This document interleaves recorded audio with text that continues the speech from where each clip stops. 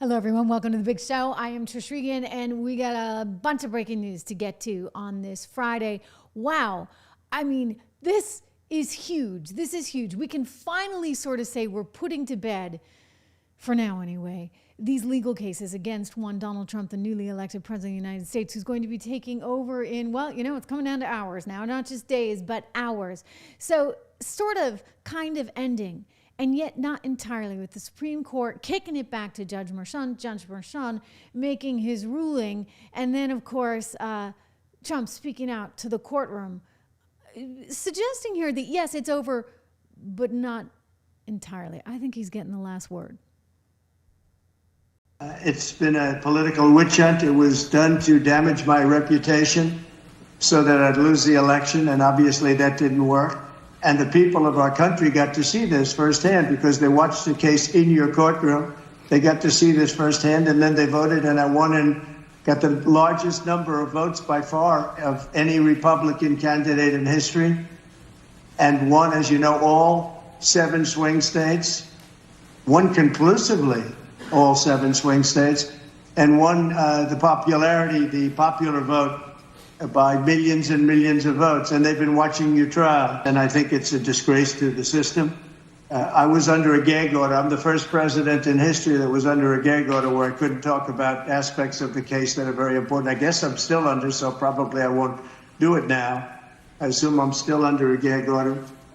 But the fact is that I'm totally innocent. I did nothing wrong. In the meantime, I won the election in a massive landslide. And the people of this country understand what's gone on. This has been a weaponization of government. They call it lawfare. Never happened to any extent like this, but never happened in our country before.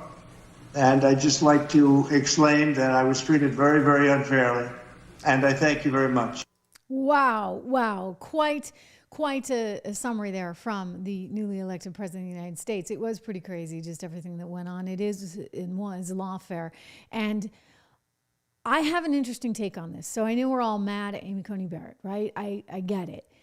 Because it seems like the tactful thing to do would be to send the newly elected president of the United States into office without having the baggage of this, tarnished brand in some way, shape, or form. They wanted to be able to say he was a convicted felon, right? You know that, I know that. And yet, the one good thing about this, glass half full here, is that it's an opportunity to actually fix things so that they don't happen like this again.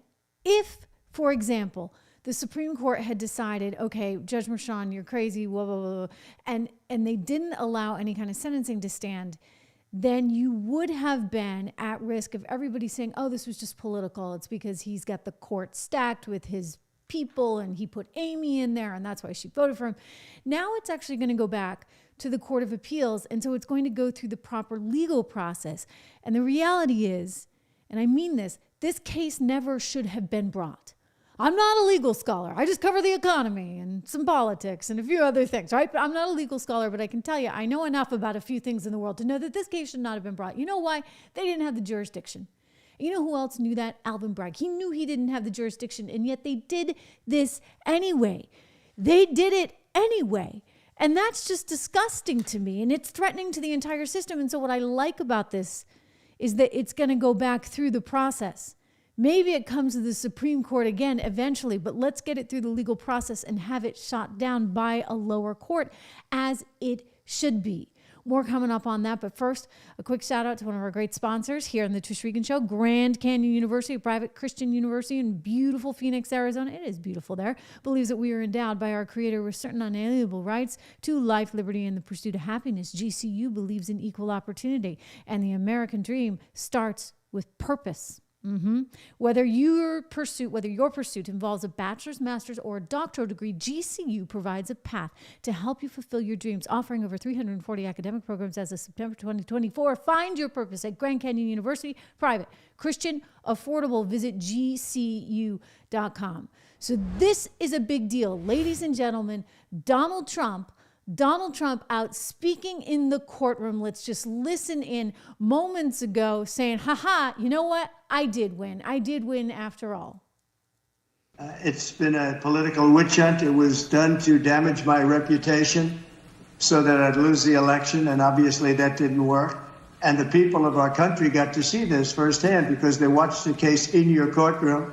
They got to see this firsthand, and then they voted, and I won and got the largest number of votes by far of any Republican candidate in history, and won, as you know, all 7 swing states, won conclusively all 7 swing states, and won the popular vote by millions and millions of votes. And they've been watching your trial, and I think it's a disgrace to the system.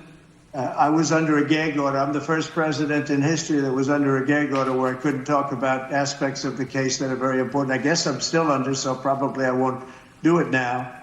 I assume I'm still under a gag order. But the fact is that I'm totally innocent. I did nothing wrong. In the meantime, I won the election in a massive landslide, and the people of this country understand what's gone on. This has been a weaponization of government. They call it lawfare.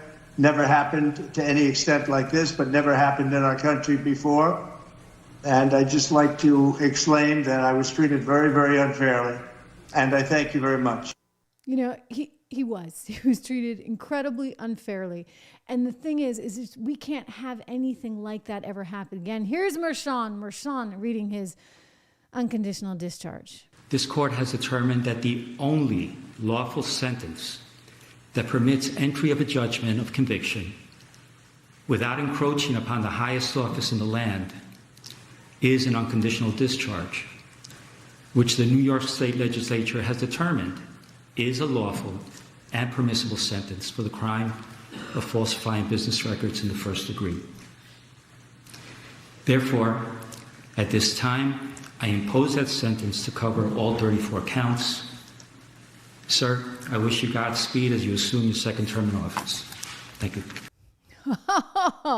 You know what? I want to go to Turley. Well, first I'll talk about Trump's reaction to this. He put something out on Truth Social saying the radical Democrats have lost another pathetic un-American witch hunt after spending tens of millions of dollars wasting 6 years of obsessive work that should have been spent on protecting New Yorkers from violent, rampant crime that is destroying the city and state, coordinating with the Biden-Harris Department of Injustice and lawless weaponization, and bringing completely baseless, illegal, and fake charges against your 45th and now 47th president. Me, I was given an unconditional discharge.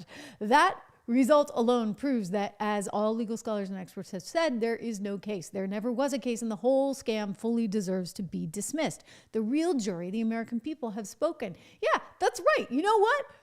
America elected him, like overwhelmingly elected him, no matter how they try and slice it over on CNN and MSNBC. Here's the reality, okay? He got the popular vote and he got the Electoral College. So deal with that, okay, guys? Here's Jonathan Turley saying, you know what? This is not a criminal case. It never was a criminal case. It never should have been brought in the first place. I agree.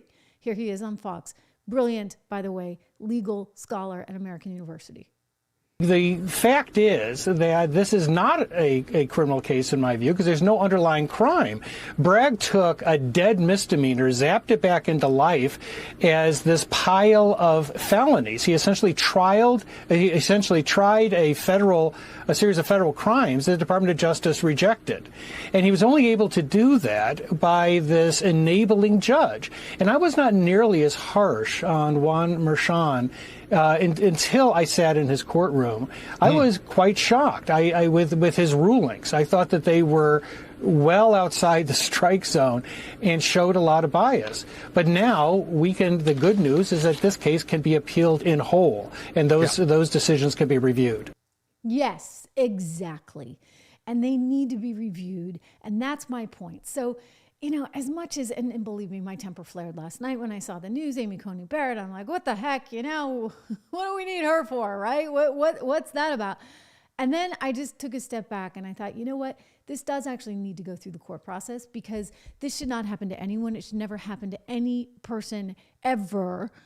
And you're going to basically discourage people from being in politics. We were running some kind of crazy system. And I think bottom line, yeah, I'm looking at your comments in real time. James Rourke, you're right. Letitia James is next. I'm going to get to that because we're going to figure out exactly what went down. Don't forget, this judge, He was so out over his skis. Remember him telling the jury, just pick a crime. Doesn't really matter what you think he's guilty of, just whether or not you think he's guilty.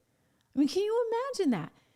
The entire legal system, frankly, the entire bedrock of our country and our foundation and our capitalism and all these things that we value was just put on the line. Jonathan Turley said that back at that time as what happened in that courtroom became superfluous because of those instructions. Some of us were hoping for a hung jury because we hoped that the jury might redeem the New York legal system, which is one of the greatest legal systems in the world. And as these last few weeks have left many of us shocked as to what we saw in that courtroom. But that was not going to happen after the instructions were finalized. And I wrote a column after I saw the instructions saying it had the feel of a canned hunt, where you can shoot game in a small space. The space was very small for the defense to maneuver. I mean, so here we are, ladies and gentlemen, and Donald Trump's going to the White House.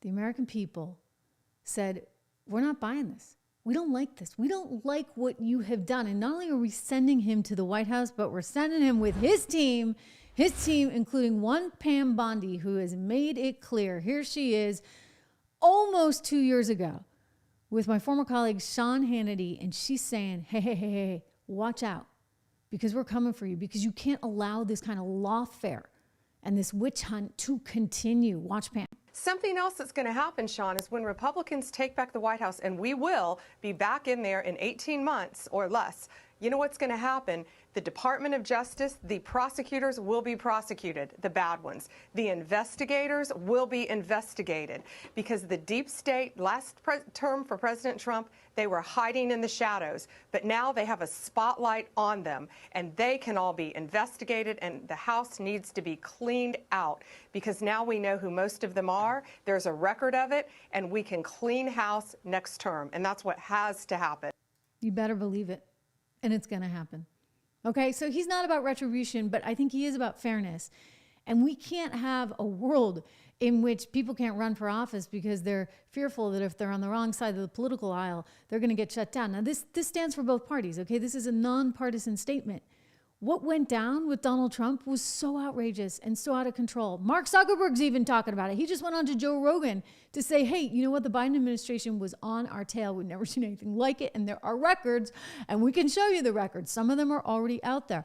But they weren't allowed to say, or allow people to express themselves freely about anything on Facebook because the Biden administration was just running everybody over. Think about that. Letitia James, trying to talk a good game before the election. I will not fear Donald Trump. I have steel in my backbone. And the reality is I will not allow this person, Donald Trump, who unfortunately is a broken man, to get in the way of progress and to separate us. Okay. So Letitia James, meet Pam Bondi. Something else that's going to happen, Sean, is when Republicans take back the White House, and we will be back in there in 18 months or less, you know what's going to happen? The Department of Justice, the prosecutors will be prosecuted, the bad ones. The investigators will be investigated. Okay, so Letitia, you know what? If I were you, I would be a little bit scared. I mean, I know you got steel in your backbones and all that good stuff, lady, but you know what? I do think that you're going to be in a little bit of trouble. Remember what Trump attorney Mike Davis had to say about how your fat could go straight into prison? Let me just say this to Big Tish James, the New York Attorney General. I dare you to try to continue your lawfare against President Trump in his second term. Because listen here, sweetheart, we're not messing around this time, and we will put your fat ass in prison for conspiracy against rights. And okay, there, he said it. So I didn't have to, right? But you get it. He's going to put her fat into prison as soon as she tries to do something outrageous, which surely she's going to do. I mean, she's proud of it. This is how she exists. Don't forget, she's preparing for this. She didn't think Donald Trump would win, not after trying to bankrupt the guy to the tune of $500 million. I mean, it's so outrageous because She disagrees with the valuation of Mar-a-Lago. Letitia James, yeah, like I'm going to trust you with anything financial. You're just wasting taxpayer dollars going after Trump, right? And she's gearing up for the next round. Watch. And lastly, I congratulate the President-elect Donald Trump. And if possible, we will work with his administration. But we will not compromise our values or our integrity or our principles. We did not expect this result, but we are prepared to respond to this result. And my office has been preparing for several months because we've been here before. We faced this challenge before. And we use the rule of law to fight back. Oh my God. No, you don't use the rule of law. In any kind of helpful way for society, you use the rule of law as a weapon. And that tells us, you know what? The rule of law needs a little working around or a little investigation into in terms of the people that are trying to abuse and manipulate those laws, including one Letitia James, including Alvin Bragg, including this Judge Maran, who had a clear political bias. His daughter makes her living off of sending emails saying, hey, won't you donate to help the legal fund against Donald Trump? Unbelievable stuff. Quick shout out to one of our great sponsors, American Hartford Gold. You can get up to $15,000 in free silver. Just go to trishlovesgold.com today, trishlovesgold.com. You know, it's part of my portfolio. I'm a big believer in investing in gold to help iron out all my concerns about inflation, of which I still have plenty. I really do. You saw the jobs report today. It was actually pretty good. So this means, you know, maybe the Fed won't move on rates. It's good if they don't move on rates, because if they do move on rates, then we're back in this inflation saga that we really need to end at some point. Anyway, inflation's been out of control, but the one way you can try and hedge it is by looking at something like gold. You can get up to $15,000 in free silver. Call them at 1-844-495-1115 or just text my name, Trish, to 65532. Again, Trish to 65532. The reality is that Trump now has the ultimate victory.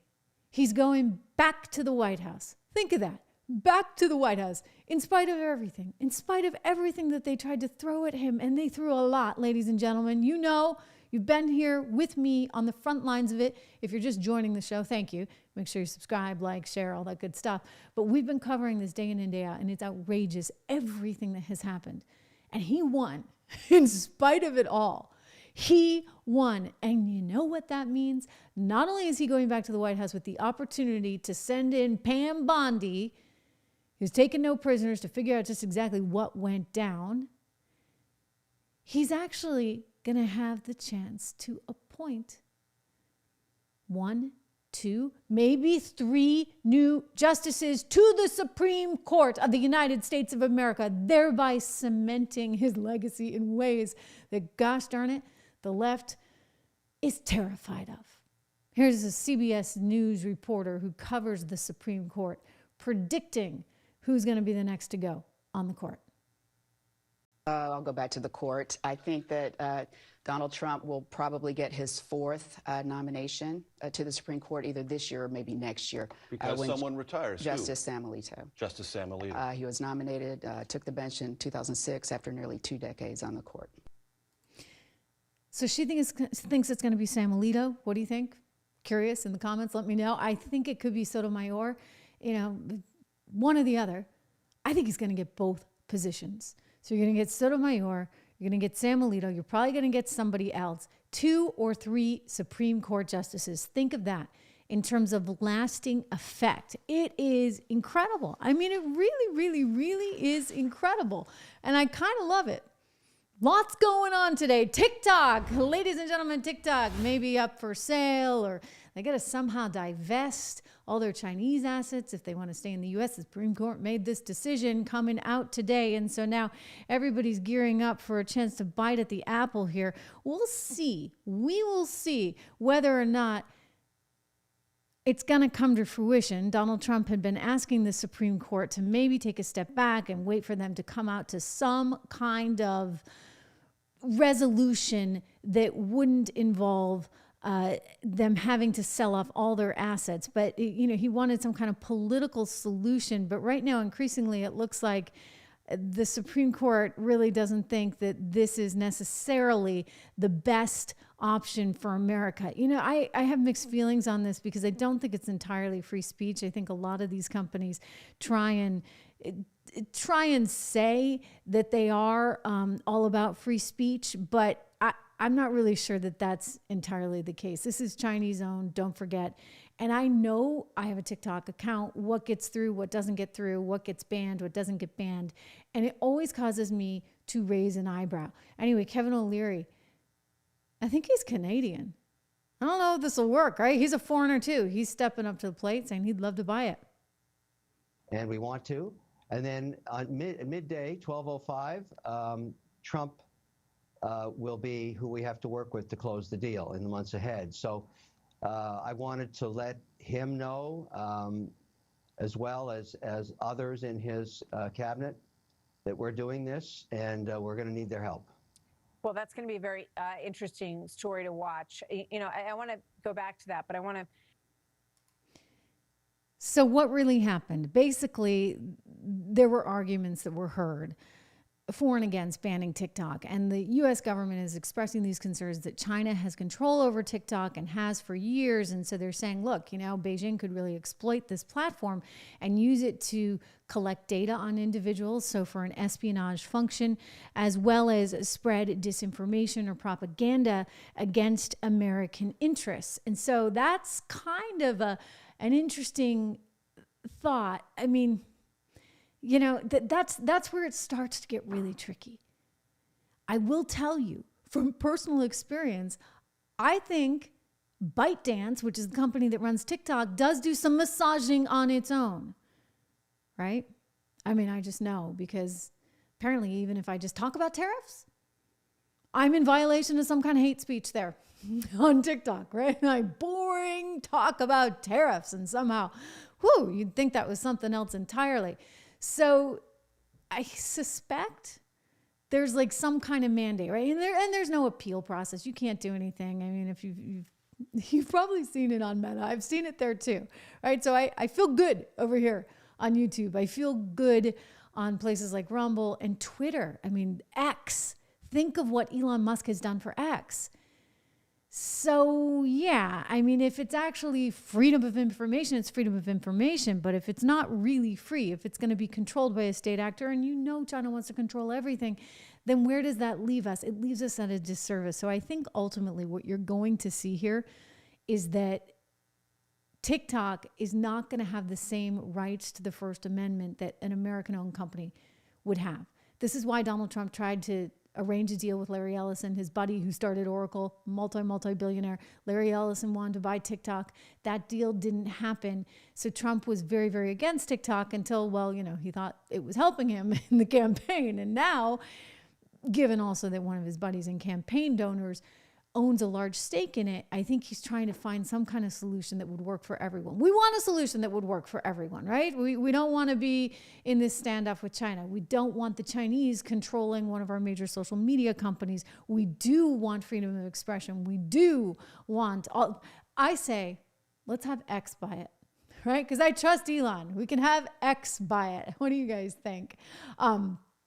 It's gonna be something. I'll tell you that. It's really, really, really something. I would say that there's been such an indoctrination going on over the last several years, but really over the last couple of decades, if you think about it, really and truly.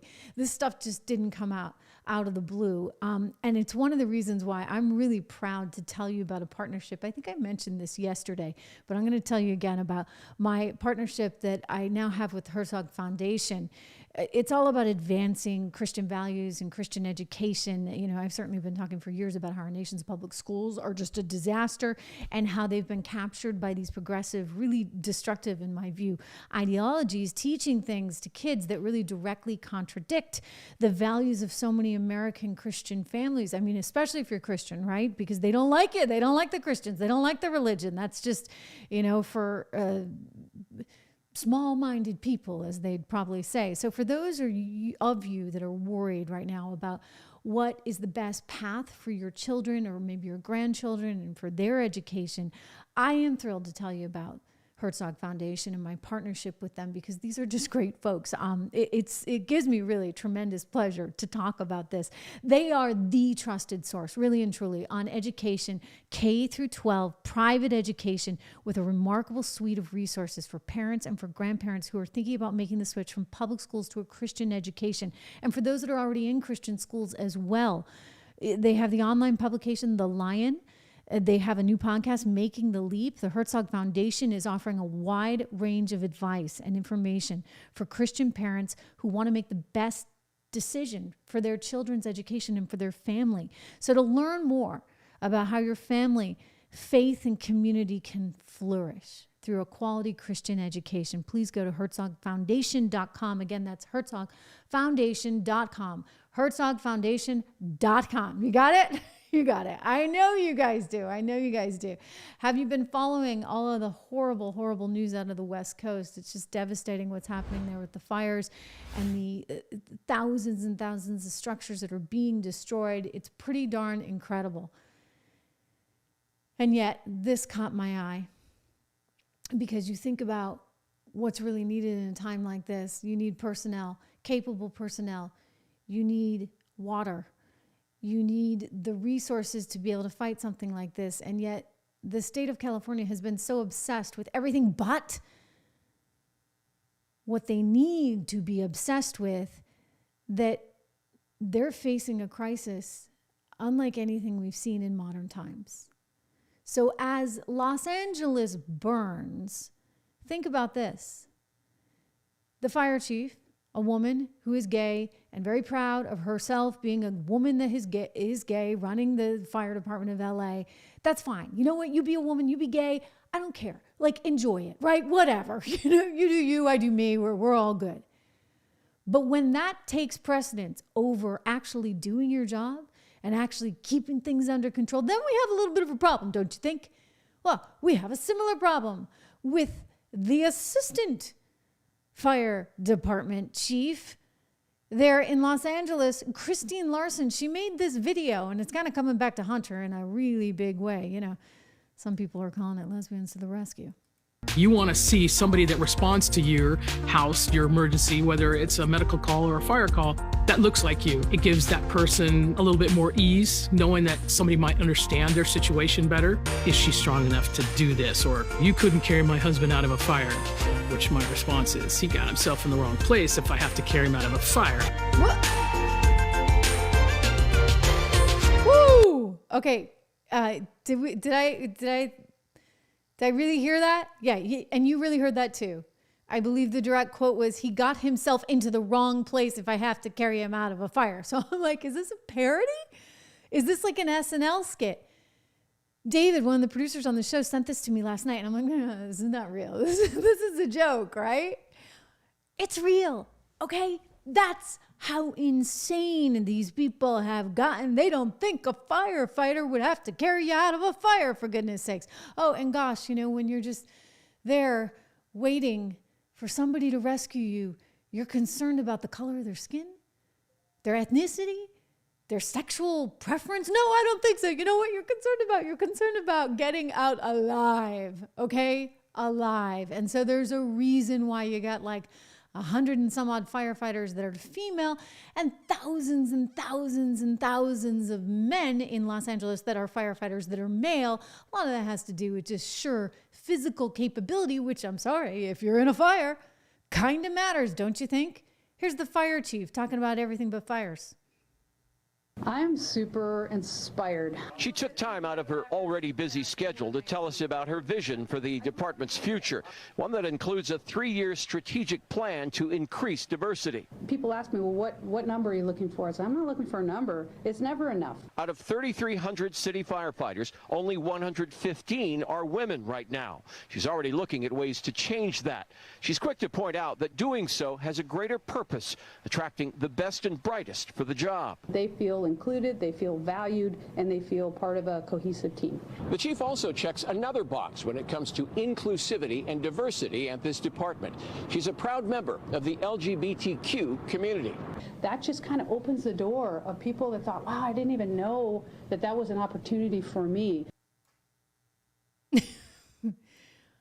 I'm sorry. You know what? We can't laugh. This is not funny. This is disgusting. This is what is so wrong with all the DEI garbage that we've had to deal with over the last 4 years, 8 years. This nonsense that you get a job because of the color of your skin or your sexual preference or your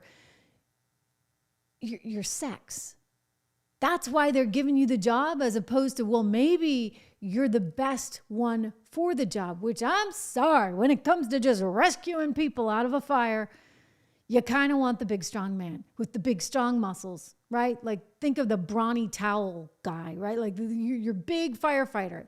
They're in great shape because they have to be. Not to mention carrying all the equipment around on their backs.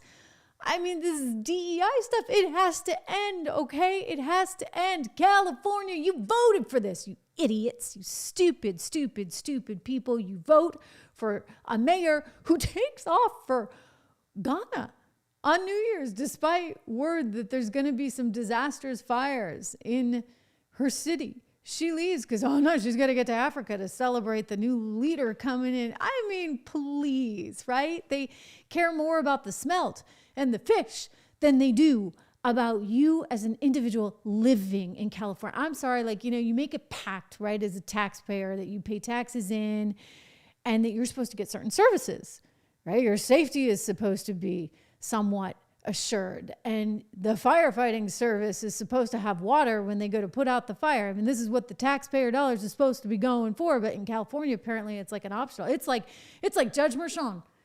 You pick A, B, or C. You just think he's guilty. You just pick A, B, or C.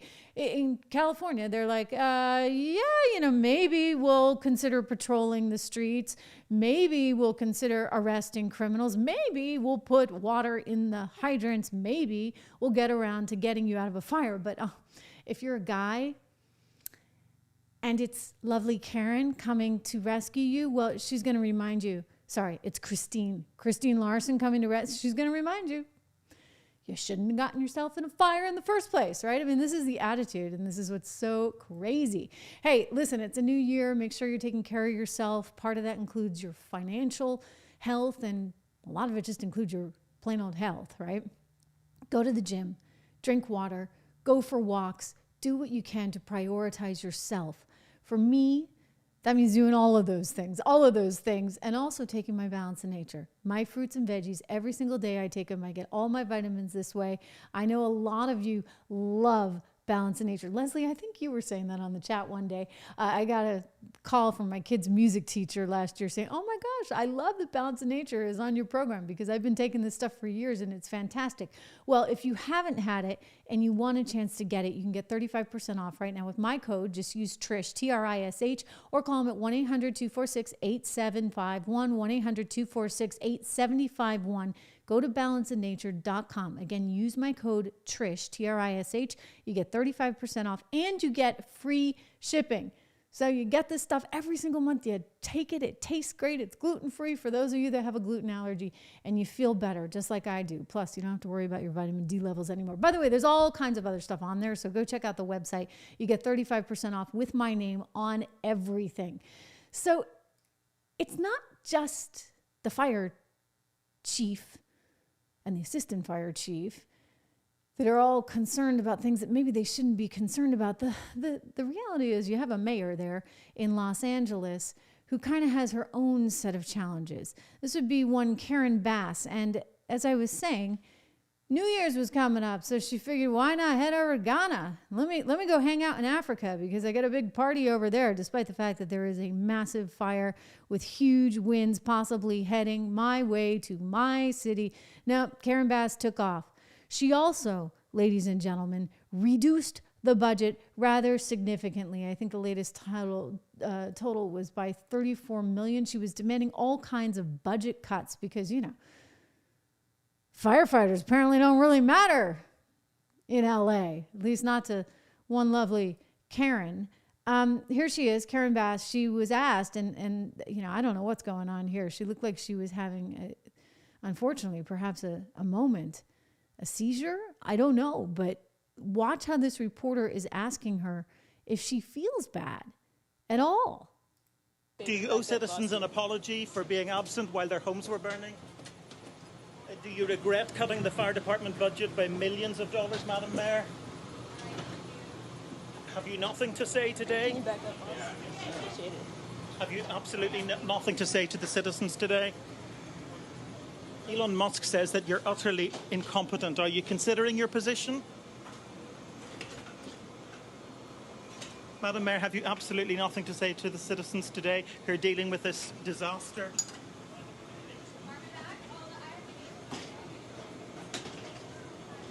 No apology for them? Do you think you should have been visiting Ghana while this was unfolding back home? Wow. I mean, that was weird, right? It's like she just was shutting him out. I guess she was paralyzed. She was afraid to answer these questions, but you probably shouldn't be the mayor of Los Angeles if you're not putting the right priorities on the right things. And believe me, she didn't. But this was symptomatic of everyone. I mean, Gavin Newsom's under fire. A woman confronted him, a mom, saying, oh my gosh, that's my children's school. And he was pretty embarrassed because he's like, hang on, I'm just talking to the president about it. Except that wasn't true. He didn't have the president on the line. I mean, good luck getting Biden on the line these days. So he's making stuff up.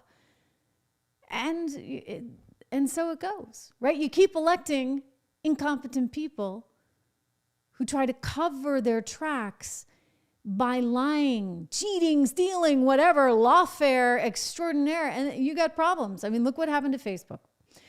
Facebook is coming out with a whole new thing. That, first of all, they're getting rid of DEI over at Facebook. So, good luck to Karen and to Christine if you were trying to get a job over at Facebook right now, because they don't care about if you're a lesbian or if you're black or white or purple. No, they've made a decision that this is not the right thing for their company. So they joined many other companies. This was like just a whole big kowtow thing to Biden. Well, Mark Zuckerberg just went on to Joe Rogan's show today, and he had quite an earful for Rogan. He basically said that they intimidated the heck out of his staff, and they would yell and scream and threaten and made Meta's life a living hell because they would not allow information on the platform that they believed was, quote, misinformation. That's kind of scary. I mean, we're not a lot different than China or Russia when you think about it. If that's really what's going on, the White House is going to control everything. And they've controlled it for years, all through the mainstream media. And they don't know what to do because all of a sudden, hey, Trish Regan can come over here. I don't have to have scripts. I don't have to have anybody breathing over my shoulder, reading my scripts, making sure that I'm saying this, that, and the other. I can say whatever I want. What do you know? I mean, except apparently on Meta, you couldn't do it there. So Zuckerberg went on to the show with Rogan, and he had a few things to say. But, this comes on the heels of him explaining his position just the other day on Meta itself to viewers. We want to make sure that we handle responsibly. So we built a lot of complex systems to moderate content. But the problem with complex systems is they make mistakes. Even if they accidentally censor just 1% of posts, that's millions of people. And we've reached a point where it's just too many mistakes and too much censorship. The recent elections also feel like a cultural tipping point towards once again prioritizing speech. So we're going to get back to our roots and focus on reducing mistakes, simplifying our policies, and restoring free expression on our platforms. More specifically, here's what we're going to do. First, we're going to get rid of fact checkers and replace them with community notes similar to X, starting in the US. After Trump first got elected in 2016, the legacy media wrote... So he's taking a page out of Elon's book. He's putting in some community notes. He's getting rid of the fact checkers. He's getting rid of DEI. He goes on Rogan and says, oh my gosh, you wouldn't believe what the Biden administration was telling us, what they were threatening with us. You know what? I believe it. I believe it. I don't know if it fully let you off the hook, Mark. I don't know as I buy everything from you. I think you're doing what's good for Mark and what's good for Meta, but that's okay because a lot of us are invested in Meta, whether you like it or not, probably through your 401k you are because of the S&P 500. And you should be. You know what? Look, this is a great company that still has tremendous potential. He's doing what's good for Mark. He's doing what's good for Meta. Okay, so don't get too carried away with it. I'm not going to get too carried away with it, but I will say it's the right thing for the country. We need to do the right thing for the country. There are a lot of different companies that you can be investing in right now that are going to see some upside. I realized the market fell out of bed today. I was actually buying today because when the market goes down, that's actually when I go in. Hey, Letitia, you got nothing on me. She says she's got a backbone of steel. I got a backbone and nerves of steel. So anyway, there's a lot of opportunity in this market if you're in it for the long term. You can go to Invest in MAGA and get my free guide that I put together with long-term investor, brilliant, smart guy, Rob Horton, who's my partner there at 76 Research. So go to investinmaga.com. It's totally free. We put it together for you guys. If you haven't done that, I'm offended because you need to. I put this together for you. It's really important. I want you to be investing in your future, in America's future, in the Trump future. There's a lot of opportunity there. So investinmaga.com or go over to 76 Research again today, 76research.com. Oh, and before I forget, again, American Heart for Gold, trishlovesgold.com. Our good friends over at American Heart for Gold, trishlovesgold.com. You can get up to $15,000 worth of free silver right now. They get a very special offer. So if you're worried about inflation, I get it. I am too. I still am, even with Trump coming in. It's one of the reasons why I want to be invested in the market, and another reason why I want that diversification into gold. And this is not like an either or. But, you know, like some people, oh my gosh, Bitcoin, you know, how can you like Bitcoin and you like gold? Believe me, I like them all because I want that diversification. So gold is an important part of my portfolio. Text Trish right now to this number, 65532, so you can get more information on that $15,000 in free gold. Free silver, rather, free gold with a gold purchase. Silver gold, you get it, right? Anyway, again, it's trishlovesgold.com. Very easy to remember because I do love gold. trishlovesgold.com, 1-844-495-1115. Listen, I will say this. You know, Trump warned them. He did warn them back in 2018 about having a better use of fire management there on the West Coast. He did a sort of PR stint there with Gavin Newsom. Gavin Newsom who's going down. This is cleaned out and protected. You got to take care of the floors, you know, the floors of the forests, very important. You look at other countries where they do it differently, and it's a whole different story. I was with the president of Finland, and he said, we have a much different, we're a forest nation. He called it a forest nation. And they spent a lot of... You know what? I would just say this. California, word to the wise, start focusing on what matters. Start focusing on taking care of yourself rather than this stupid, you know, let me sue Trump again. They sued him 100 times. Think about that, ladies and gentlemen, 100 times. It is so good to have you here. I really do encourage you to subscribe to the show. Have a wonderful weekend, and I'll be back again on Monday.